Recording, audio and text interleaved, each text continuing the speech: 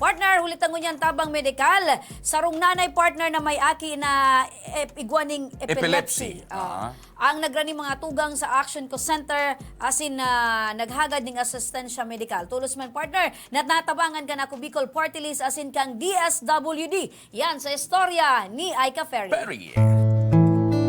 Isa sa madalas na pinangangambahan ng mga magulang ang magkaroon ng sakit o karamdaman ang kanyang anak. At wala na sigurong mas nag-aalala pa sa kalagayan ng isang bata, kundi ang kanyang nanay.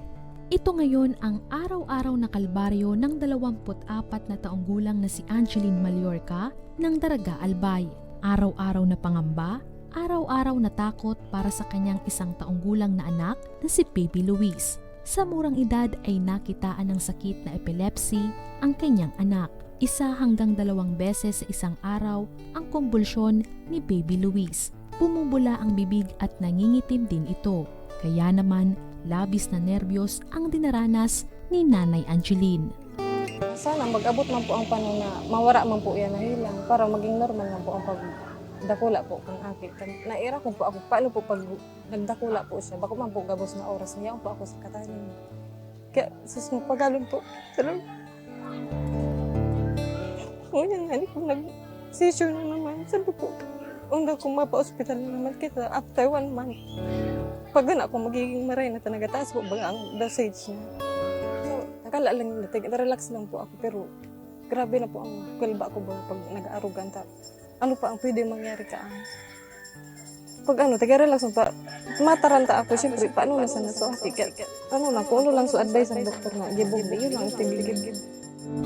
Dating crew sa fast food chain si Angeline, subalit dahil sa sakit ng kanyang anak ay hindi na siya muling nakabalik pa sa pagtatrabaho. Kaya naman mag-isang naghahanap buhay ang kanyang asawa na isa ring crew sa fast food chain. Aminadong kulang ang kinikita ng kanyang asawa lalo't na't mamahalin ang gamot na iniinom ng kanyang anak. Kaya naman hiling ni Angeline sa Action Co Tabang Ora mismo na mabigyan ng asistensya medikal ang kanyang anak.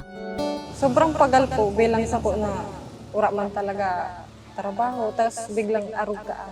Kung sa normal na pang-oral daw siya na mapapagal po kami magkuaki pang pagkaon, pang gasolina pa trabaho. Tapos biglang epilepsy, siyempre may taga-maintenance po yun ang bulong. Agad natugunan ang kahilingan ni Angeline. Dala din namin ang food packs para sa pamilya. Pasalamatan po akong marayta na maski pa paano po, nabawas-bawasan po. So, iisip-isipin po na kung paano po ang pagpabulong. Kasi sa masunod pa at least, na po so pagbulong na po, sunod-sunod na lang po talaga. Hiling ng Action Co Center ang pagaling ni Baby Luis. Isa sa binibigyang pansin ng programa ang mga bata na mabigyan ng asistensya medikal. Dahil nais ng programa na mabigyan ang mga batang tulad ni Baby Luis ng magandang kinabukasan. Ayan partner. An epilepsy partner, ano yan sa Bicol? Subi-subi. Subi-subi. Yun yan partner, so electric disturbance sa utak mo. Na maski bigla ka sa na, alimbawa, arog ka bigla kang kuwan, makimig-kimig ka. So, tapos dahil ma-function ang utak mo ning tultol maayos. Kasi nga ni, ito partner, garo, igwa ka ning disturbance nga ni sa utak gulpi na partner. akong mga na kamidbida na igwang arog ka yan.